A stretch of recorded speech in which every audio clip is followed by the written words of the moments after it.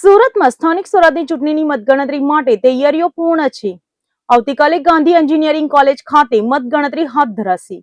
59% વધુ મતદાન બાદ હવે નજર પરિણામો પર છે. પોલીસ બંદોબસ્ત સાથે તંત્ર સંપૂર્ણ તૈયાર છે.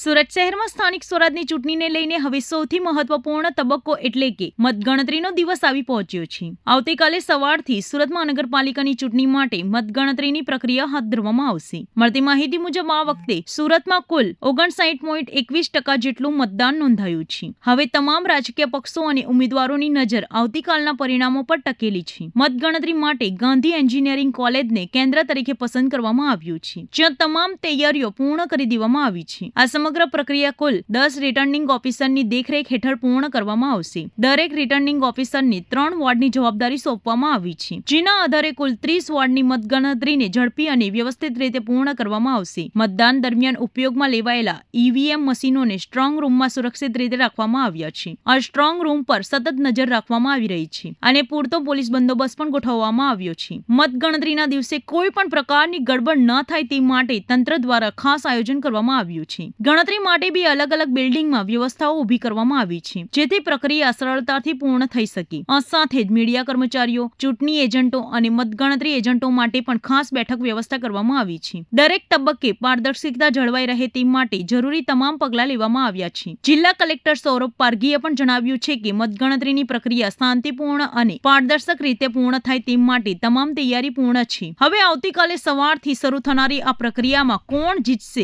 અને કોણ હારશે તેની પર સૌની નજર ટકેલી છે. ગઈકાલે સુરત મહાનગરપાલિકા અને જિલ્લા પંચાયત, તાલુકા પંચાયતની જે ચૂંટણી યોજાઈ હતી એની મતોની મતગણતરી આવતીકાલે સુરત મહાનગરપાલિકાની મતગણતરી SS Gandhi college engineering college ખાતે આવતીકાલે યોજનાર છે.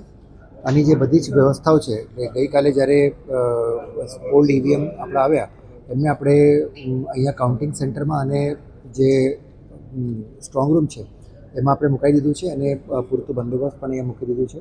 એની જે બીજી વ્યવસ્થાઓ છે, ગરમીને જોઈને જે પીવાના પાણીની વ્યવસ્થાઓ છે, એસી, કુલર કે જ્યાં પંખાની વ્યવસ્થા કરવાની છે એ બધી વ્યવસ્થાઓ અને બાકી બીજી આનુષંગિક વ્યવસ્થાઓ જે છે, સ્ટાફની તાલીમથી લઈને બધી વ્યવસ્થાઓ કરી લીધું છે. આશરે ઓલમોસ્ટ 2000થી ઉપરનું ફક્ત કાઉન્ટિંગનો જે સ્ટાફ છે એમાં હાજર રહેવાના છે અને 10 રિટર્નિંગ ઓફિસર વાઇઝ 3 વોર્ડ જેને વહેંચેલા છે એમાં 30 વોર્ડની મતગણતરી આવતીકાલે સવારે યોજવાની છે.